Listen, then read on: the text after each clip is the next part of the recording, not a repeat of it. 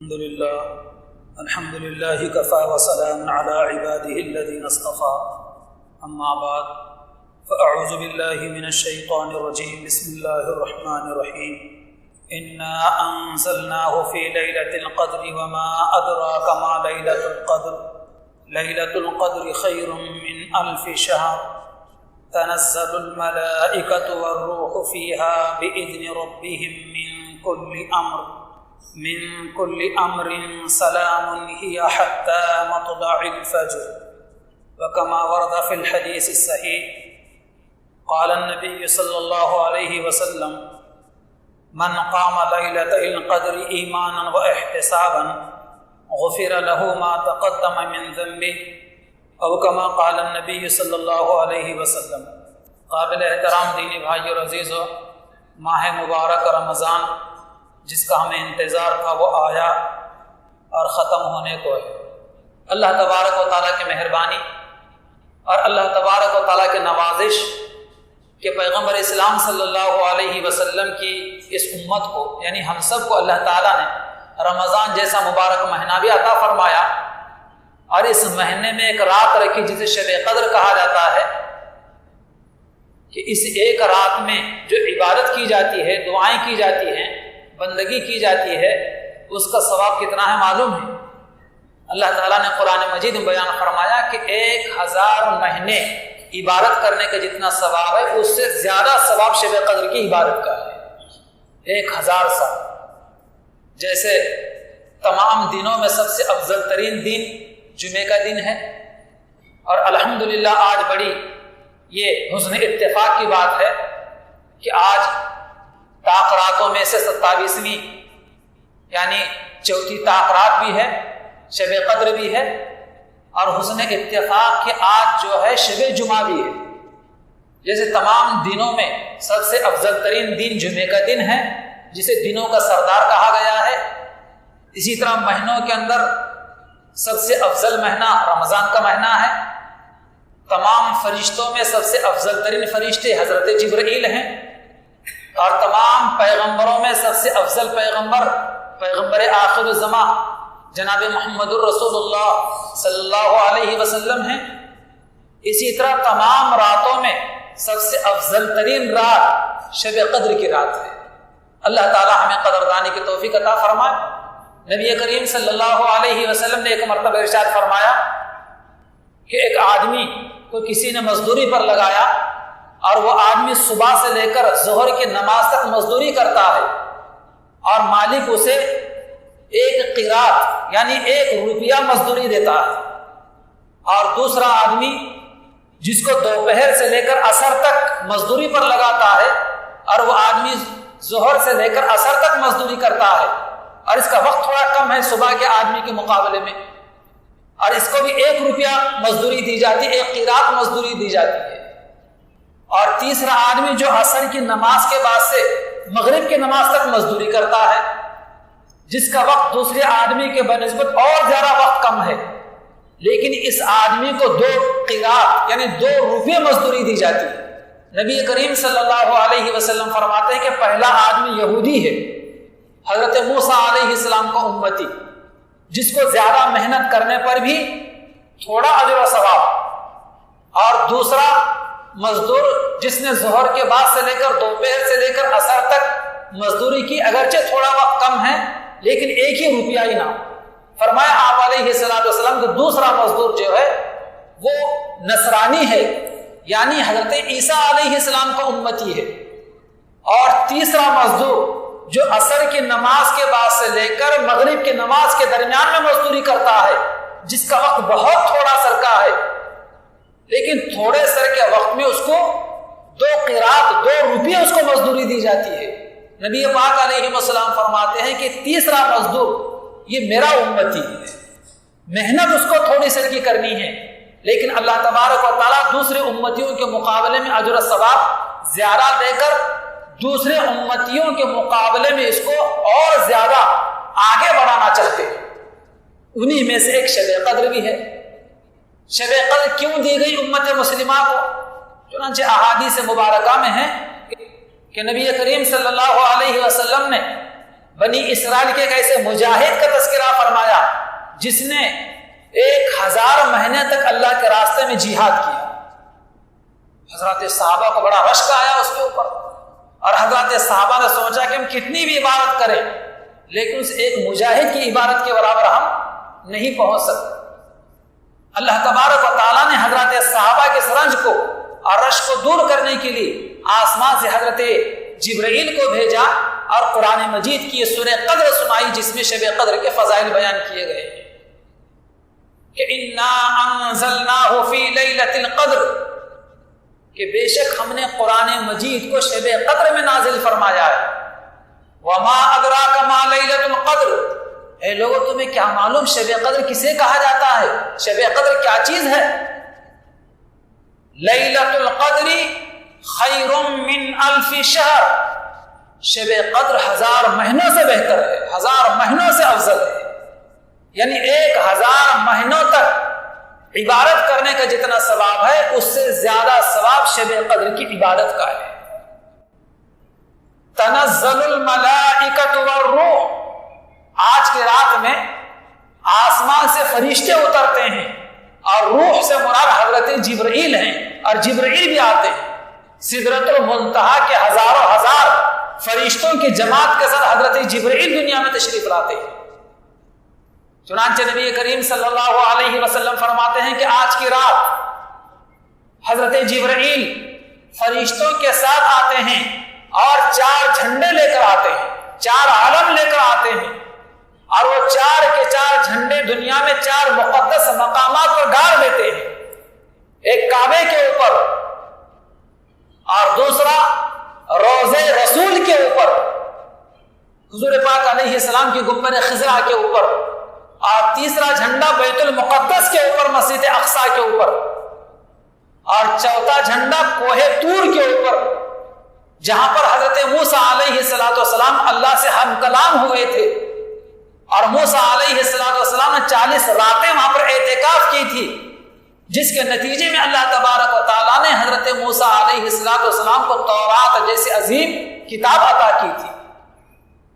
یہ 4 جھنڈے 4 مقدس مقامات پر گاڑنے کے بعد فرشتے منتصر ہو جاتے ہیں، زمین میں فرشتے پھیل جاتے ہیں، اور ہر گھر میں یہ فرشتے داخل ہوتے ہیں اور ان تمام مسلمانوں کو سلام کرتے ہیں جو آج کی رات عبادت میں، ذکر و اذکار میں، تلاوت میں، دعاؤں میں مصروف ہوتے ہیں.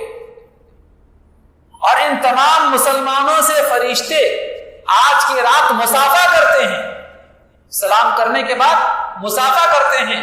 بعض بزرگوں نے اس کی علامت اور پہچان یہ بتلائی ہے کہ عبادت کرتے ہوئے، ذکر کرتے ہوئے، تلاوت کرتے ہوئے، دعا کرتے ہوئے اگر آپ کے اچانک بدن پر رونگٹے اگر آ جائیں تو سمجھ لو کہ فرشتے نے آپ سے ملاقات کی ہے، مصافحہ کیا ہے.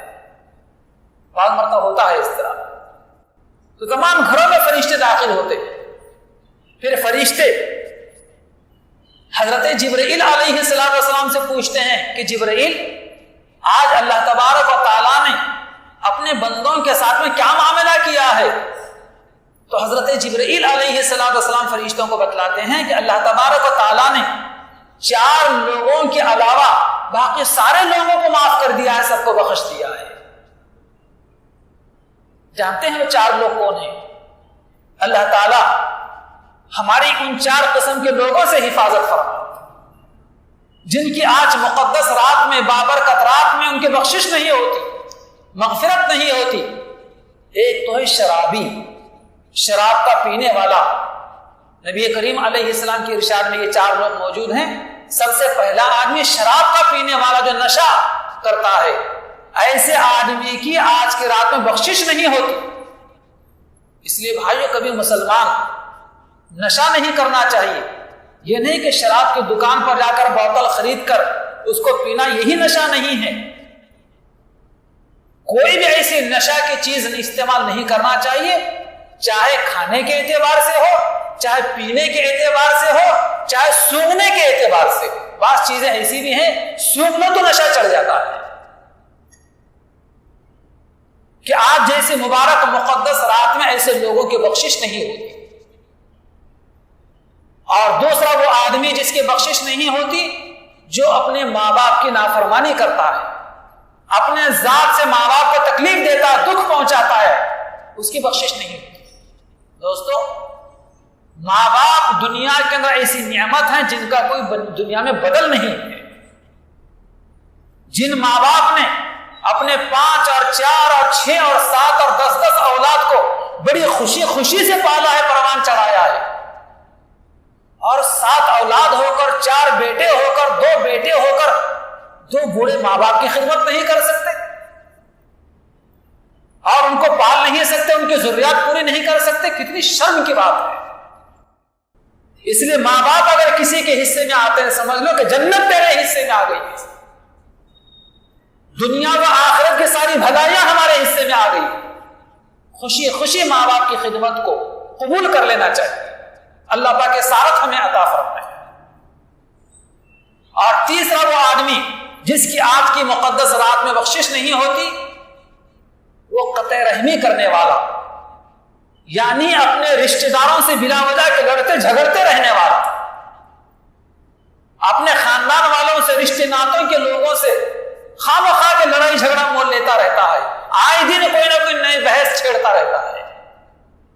ایسے آدمی کی آج کے جیسی مبارک اور مقدس رات میں بخشش نہیں ہوتی۔ اس لیے محترم بزرگوں اور دوستوں، اپنے رشتہ داروں کے ساتھ اچھے تعلقات ہونا چاہیے، ہر خوشی غمی میں ان کے ساتھ شریک رہنا چاہیے۔ اللہ نے مال دیا ہے تو موقع بموقع اپنے مال سے ان کا تعاون کرنا چاہیے، ان کی مدد کرنا چاہیے، ان کے سکھ دکھ میں شریک رہنا چاہیے، ان کے کام آنا چاہیے، اپنے رشتہ داروں کے ہاتھ بٹانا چاہیے۔ یہ نہیں کہ ان سے قطع تعلق کر لی جائے، یہ نہیں کہ وہ آئے تو پیشانی پر ہمارے بل آ جائے، یہ نہیں کہ خاندان کے لوگ آ جائیں تو پیٹ پھیر کر کھڑے ہو جائیں۔ نبی کریم صلی اللہ علیہ وسلم نے اس سے منع فرمایا ہے، بلکہ یہ بات میں آپ کو بتلا دوں تو حیرت ہوگی، شاید پچھلے دنوں بھی کسی موقع میں نے بات سنائی تھی کہ جو آدمی اپنے رشتہ داروں کے ساتھ میں صلہ رحمی کا معاملہ کرتا ہے، صلہ رحمی کا مطلب یہ ہے کہ تعاون اور مدد کا معاملہ کرتا ہے، خوشی میں شریک رہتا ہے، اپنے رشتہ داروں سے اچھے تعلقات قائم رکھتا ہے، تو یہ صلہ رحمی کہلاتا ہے۔ جو مسلمان صلہ رحمی کرتا ہے، اللہ اس کے 2 چیزوں میں اضافہ فرماتے ہیں، ایک عمر میں اور دوسرا اس کے رزق میں، ایک عمر میں اور دوسرا رزق میں۔ اس لیے اپنے خاندان کے لوگوں کے ساتھ میں اچھا برتاؤ کرنا چاہیے۔ کتنے لوگ ہو گئے؟ 3 لوگ جن کی آج کی رات میں بخشش نہیں ہوتی، اور چوتھا وہ آدمی ہے جو اپنے سینوں میں اپنے بھائیوں کے تعلق سے کینہ رکھتا ہے، حسد رکھتا ہے، بغض رکھتا ہے، دشمنی رکھتا ہے۔ ایسے آدمی کی بھی آج کی رات میں بخشش نہیں ہوتی۔ ہاں، وقتی طور پر کبھی آنمن ہو گئی، کوئی نا اتفاقی ہو گئی، کوئی بحث ہو گئی، کوئی حجت ہو گئی، تو اس کو مہینوں برسوں اپنے سینے میں پال کر نہیں رکھنا چاہیے۔ وقتی طور پر ہو گیا، اس مسئلے کو ختم کر دینا چاہیے، سلام کلام بات چیت، آنا جانا، محبت خلوص شروع ہو جانا چاہیے۔ بعد وقت مہینوں اور برسوں اپنے بھائی کی دشمنی کو، اپنے پڑوسی کے کینے کو اور اپنے دوست کے حسد کو اپنے سینوں میں پال کر رکھتے ہیں۔ قطعاً اس کی اجازت نہیں ہے۔ اگر کوئی مسلمان ہو کر اپنے سینے میں کسی کی دشمنی، کسی کا حسد اور کسی کا کینہ رکھتا ہے تو اس کے آج کی رات میں بھی بخشش نہیں ہوتی۔ اللہ تعالی ہماری اس سے حفاظت فرمائے۔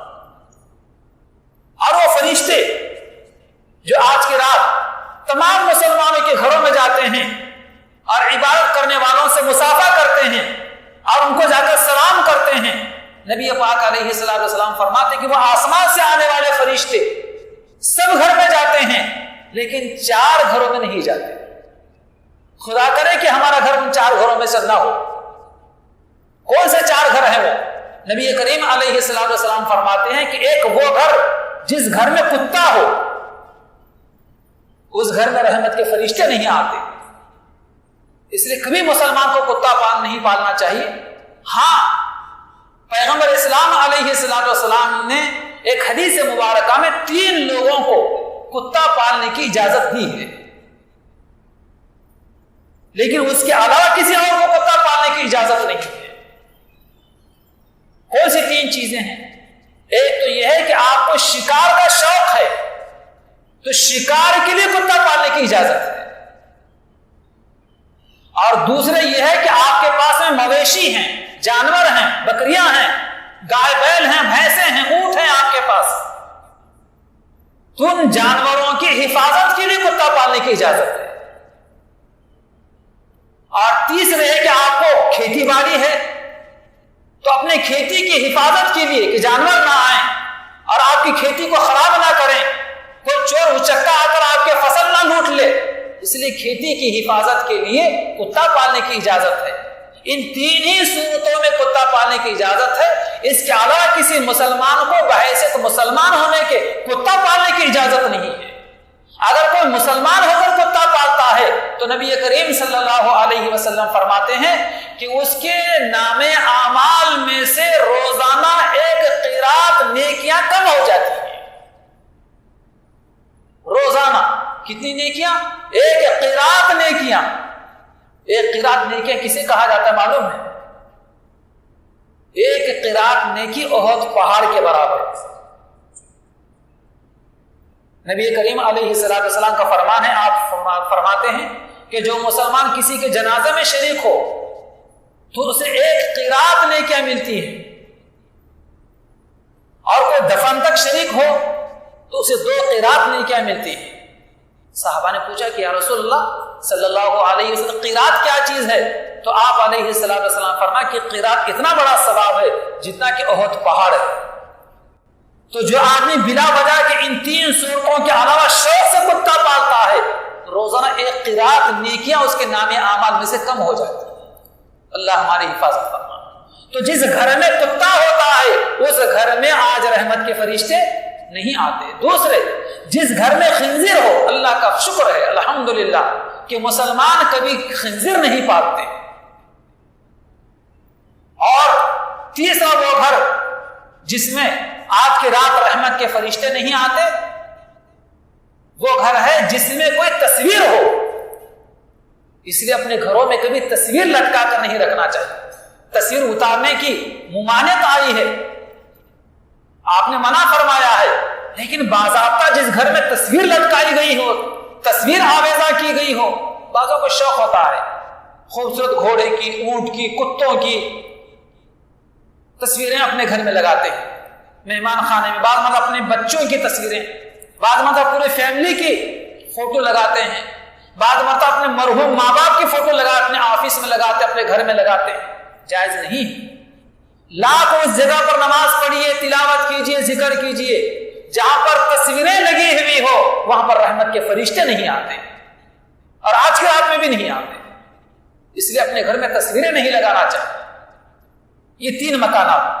اور چوتھا مکان وہ جہاں پر آج کی رات رحمت کے فرشتے نہیں آتے، وہ مکان ہے جس مکان میں کوئی زنا کی وجہ سے زنا کر کے ناپاک آدمی گھر میں پڑا ہوا ہو، تو ایسے گھر میں بھی رحمت کے فرشتے نہیں آتے. اللہ ہماری حفاظت فرمائے. تو محترم بزرگوں اور دوستوں، شب قدر بڑی اللہ تعالیٰ کی نعمت ہے، انعام ہے اللہ تعالیٰ کا جو ہمیں عطا کیا گیا ہے. تو سورہ قدر کی میں تفصیل بتلا رہا تھا کہ اس رات میں تنزل الملائکۃ والروح، فرشتے اور حضرت جبرائیل اللہ کی اجازت سے آج کی رات آتے ہیں. تنزل الملائکۃ والروح فیہا بإذن ربہم من کل امر، اور اللہ کے امر سے، اللہ کے حکم سے آتے ہیں. اور کب تک رہتے ہیں؟ حتی مطلع الفجر، صبح تک رہتے ہیں. جب فجر طلوع ہوتی ہے جب تک فرشتے وہ رہتے ہیں. وسلام، اور یہ رات سراپا سلامتی ہی سلامتی ہے، برکت ہی برکت ہے، رحمت ہی رحمت ہے. اللہ تعالی ہمیں زیادہ سے زیادہ آج کی رات سے رحمتوں اور برکتوں کو حاصل کرنے کی توفیق عطا فرمائے. پیغمبر اسلام علیہ السلام کا زمانہ ہے. حضرت عبادہ ابن صامت رضی اللہ تعالیٰ عنہ کی روایت ہے، وہ بیان کرتے ہیں کہ ایک مرتبہ نبی کریم صلی اللہ علیہ وسلم فرمایا کہ لوگوں، میں گھر کے باہر اس لیے آیا تھا تاکہ میں تمہیں بتلاؤں کہ آج شب قدر ہے. یہ بتلانے کے لیے میں آیا تھا متعینہ طور پر کہ رمضان کی کون سی تاریخ کو شب قدر ہوتی ہے. لیکن میں گھر کے باہر آیا تو دیکھا کہ 2 لوگ آپس میں لڑ رہے تھے. نبی کریم صلی اللہ علیہ وسلم ان کا جھگڑا، ان کی لڑائی چھڑانے میں مصروف ہو گئے، یہاں تک کہ آپ علیہ السلام کے ذہن سے شب قدر کی تعین اور تاریخ بھلا دی۔ آپ علیہ السلام نے لوگوں کے سامنے کہا کہ لوگوں، میں شب قدر بتانے کے لیے آیا تھا، لیکن ان دو لوگوں کے لڑنے کی وجہ سے، ان کی لڑائی کے نحوست کی وجہ سے میرے ذہن سے وہ تاریخ بھلا دی گئی۔ ممکن ہے کہ یہ بھلا دیا جانا ہمارے حق میں بہتر ہو، اب تم شب قدر کو رمضان مبارک کے اخیر عشرے میں تلاش کرو۔ اور ایک روایت میں ہے کہ اخیر عشرے کی طاق راتوں میں تلاش کرو۔ طاق راتوں سے یہی 5 راتیں، رمضان کی 21ویں رات، 23ویں رات، 25ویں رات، 27ویں رات جیسے آج کی رات ہے، اور 29ویں رات، یہ 5 راتیں طاق کہلاتی ہیں۔ ان 5 راتوں میں سے کوئی نہ کوئی ایک رات شب قدر ہے، اس لیے ان 5 راتوں میں خاص طور پر عبادت کا، دعاؤں کا خاص اہتمام ہونا چاہیے۔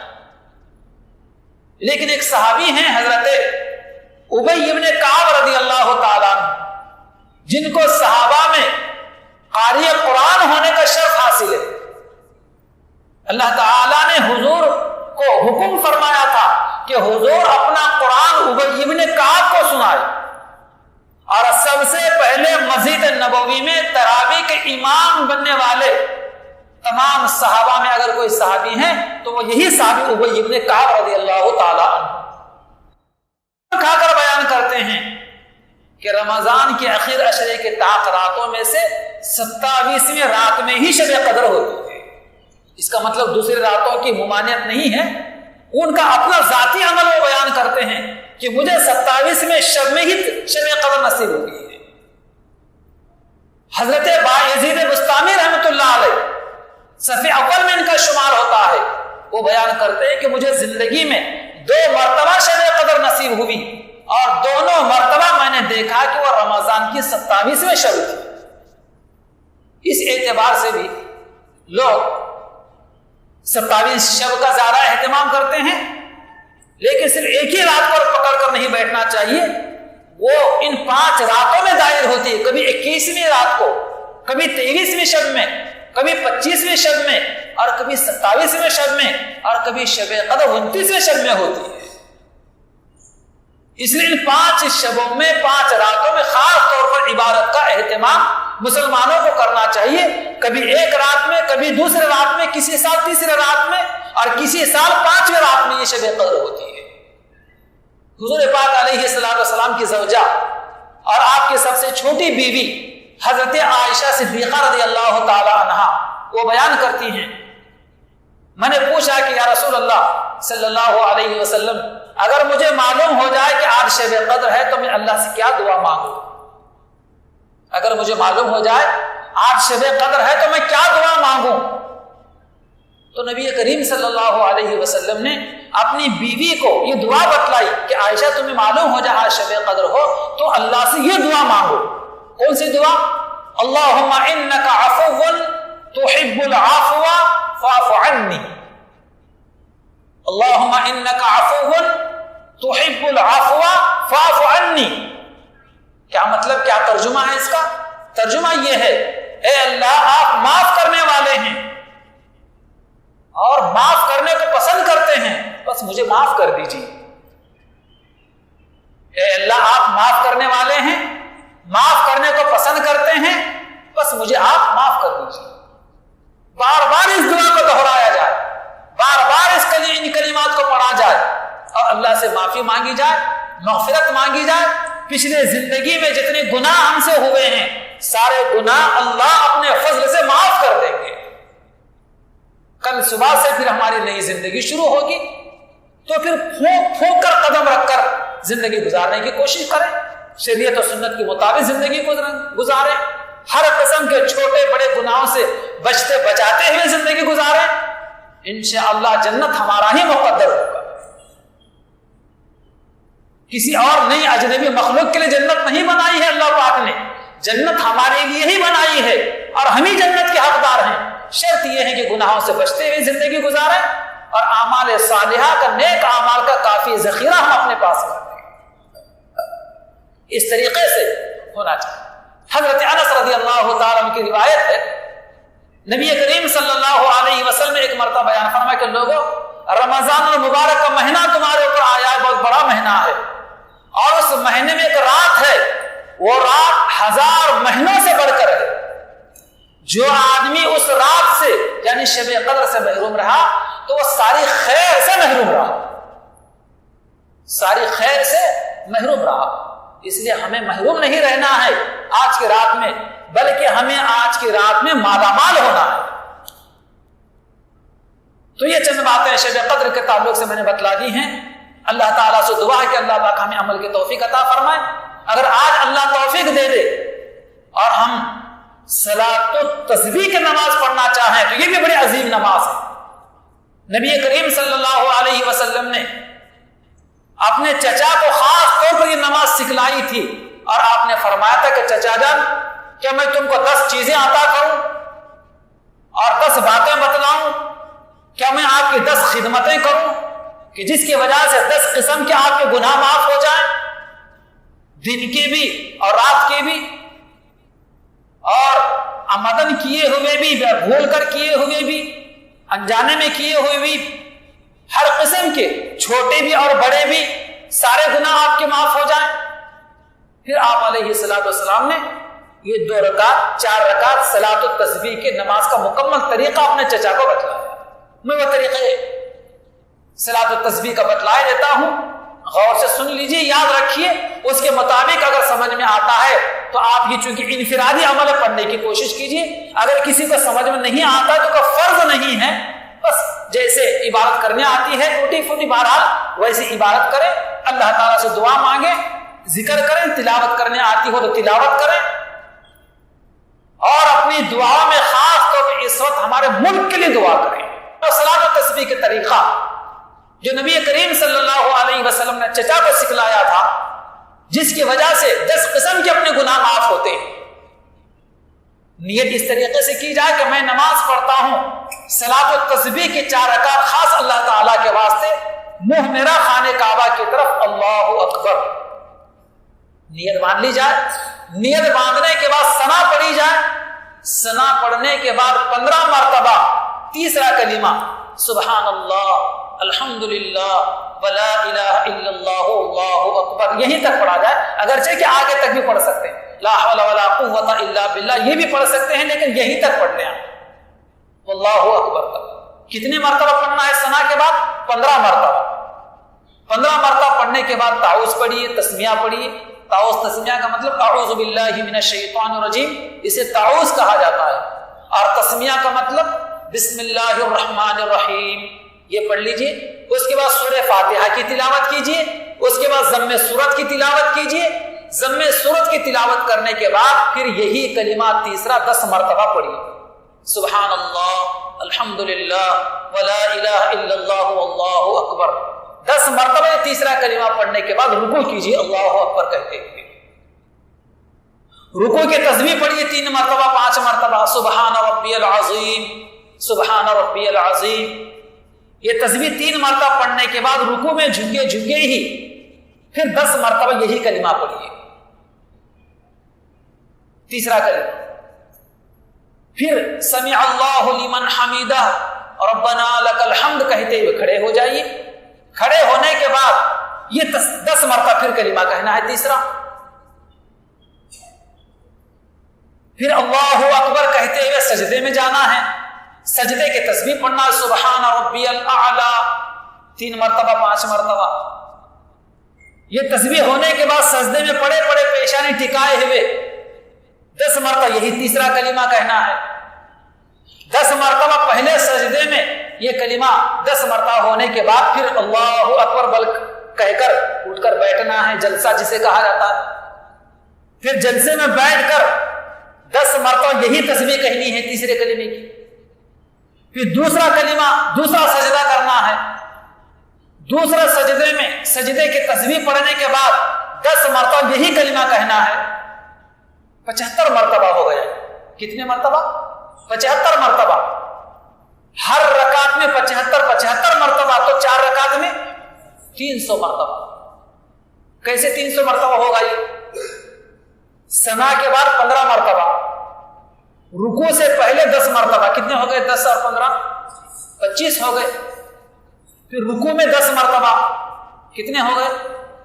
35۔ رکوع سے کھڑے ہو کر 10 مرتبہ، 45۔ پھر پہلے سجدے میں 10 مرتبہ، کتنے ہو گئے؟ 55۔ پہلے سجدے سے بیٹھ کر 10 مرتبہ، 65 ہو گئے۔ دوسرے سجدے میں 10 مرتبہ، 75۔ ایک رکعت میں 75 مرتبہ، 2 رکعت میں 150 مرتبہ، اور 4 رکعت میں 400 مرتبہ، 300 مرتبہ۔ 300 ہی کرنا ہے، زیادہ نہیں کرنا ہے۔ 4 رکعت میں 300 مرتبہ یہ تسبیح ہونی چاہیے۔ تو پھر اللہ تعالیٰ 10 قسم کے ہمارے گناہ معاف کریں گے۔ اللہ تعالیٰ سے دعا ہے کہ اللہ پاک ہمیں عمل کے توفیق